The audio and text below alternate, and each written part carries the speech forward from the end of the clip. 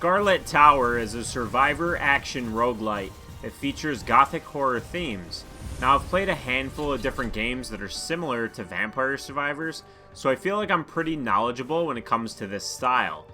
And I think at its core, Scarlet Tower is fun, but man, does it have issues that shouldn't be there several months after the game launched.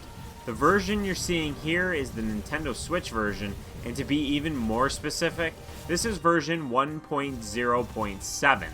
I mentioned this in case you are watching this video quite a bit later after I released it, and hopefully, issues I'm going to mention are fixed. But before we get started, if you're new here, please consider subscribing to help me reach my current goal of 1,000 subscribers. To start off, this is a game with a focus on gameplay, so don't expect an elaborate story or honestly any story at all. All you need to know is your goal is to earn currency, to become stronger, and survive. The world is divided up into different areas, and emerging victorious in each one will unlock the next corruption level for the same area. Eventually, you'll unlock new areas, usually after completing corruption level 4. There's a bunch of challenges that you can complete. Most of these will come naturally as you play, and they will earn you new weapons and characters, things like that. You have 3 different currency types that will upgrade different things permanently: gold coins, red, and purple crystals. They each improve different aspects of your characters, and none of it is really explained. Scarlet Tower expects you to just figure everything out for yourself, and really doesn't explain anything to you. So if you've never played a game in this style before, I don't think this is a good one to start with. As you play through a level, you earn XP, which allows you to choose from different weapon and upgrade options. These are tied only to the level you're currently playing and are not permanent. So each run you'll start over for those of you that are unfamiliar with how it works in these types of games. One thing I liked about Scarlet Tower is when you're playing a run, there feels like there's a lot of things to keep you busy outside of just killing hordes and hordes of enemies and surviving. You'll see icons constantly popping up on your map for areas to explore. There's runes to collect, shops to spend your bones on, which bones are run-specific currency tied to your kills, missions to recruit a follower to assist you in combat, things of that nature. Each level that I played seemed to last between 21 and 22 minutes, with the boss typically showing up at the 21-minute mark. Of course, this approximation doesn't apply if you're playing the endless mode. About halfway through a run, it'll cycle from day to night. This is a unique aspect from other Survivor games I've played, and I rather enjoyed it. It especially makes a difference if you're playing as a character of the vampire race, which is another thing I like. There's different races of characters, so be mindful of this when upgrading with your permanent currency, that you are upgrading the proper race for your character of choice. To go along with being more interactive, each character has an ultimate ability, which is useful for getting you out of sticky situations. And you can also dodge dash to avoid enemies if you find yourself being overwhelmed. During runs, if you acquire 2 weapons that can fuse together, they'll combine into one usually more powerful weapon.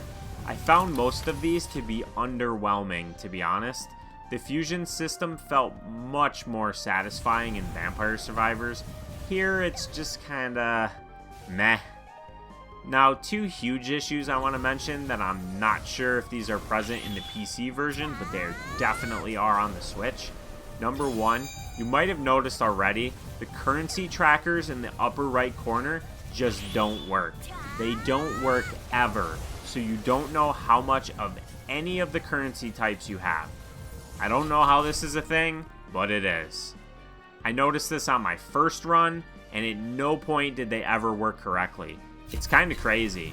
Number 2, and honestly, this is to be expected since the screen gets really busy later in runs, is some slowdown and choppiness. It's not all the time, but the more enemies and effects on screen, the slower and choppier it gets. I'm not making excuses for this, but I got used to it.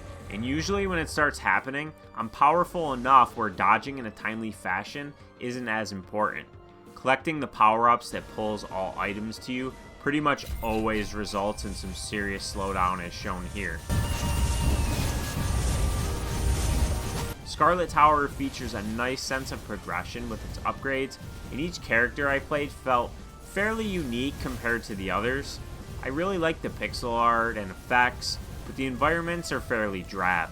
The music is decent, not great, but not bad either, so it's somewhere in the middle.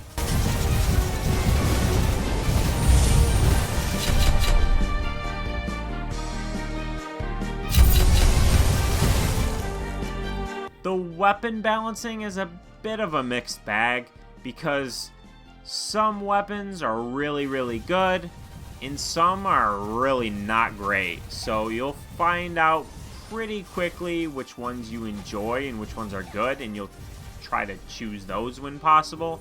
And then the ones that kind of stink, you'll probably find yourself avoiding, which is unfortunate.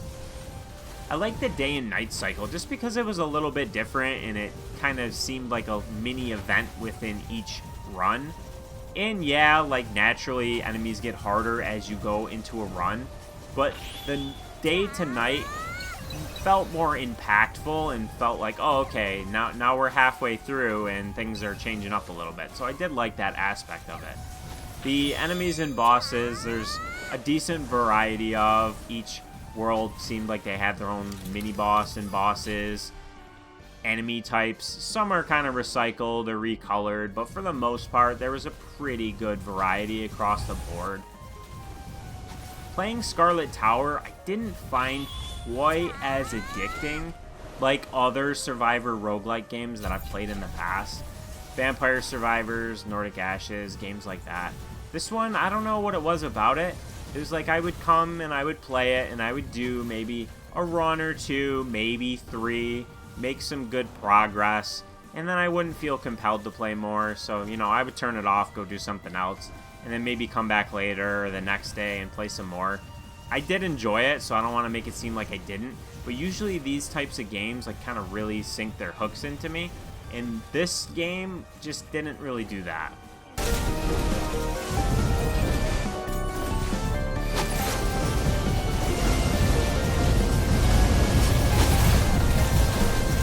To wrap this up, I think Scarlet Tower is a fun experience overall. It lacks some polish with some annoying bugs, and it needs some balancing tweaks since some of the weapons feel really good and others feel pretty bad. But if you like these style of games, I think you can do much worse. If you're a new player to the genre, I don't think this is a good one to start with. But if you're okay with having to tinker with and explore the different elements of it for yourself, then I think you could still have some fun with it. It seems like the developer is still working on updates for this game, but it also seems like they keep pushing the update back and further away. So hopefully this isn't a sign of it just kind of dying and them not updating and fixing what needs to be or adding new content. The PC version is supposed to get an update soon, but I haven't seen any updates on the update, so I'm not sure. If this one looked fun to you, it's worth playing, but if you're new to the genre, there's other games that are better to get you started, like Nordic Ashes or Vampire Survivors. So ultimately, it's up to you to decide if this game looked fun to you, if it sounded fun to you. I can't really make that decision for you, and that's kind of the way I approach my reviews. So hopefully I provided you information to let you make an informed decision on if you think this game would be fun for you or not. I appreciate you watching this video. If you enjoyed it, please give it a like, subscribe if you haven't done so already, and also let me know in the comments if you plan on picking this up, what you thought if you've already played it, or if you have any questions, and I'll be sure to get back to you.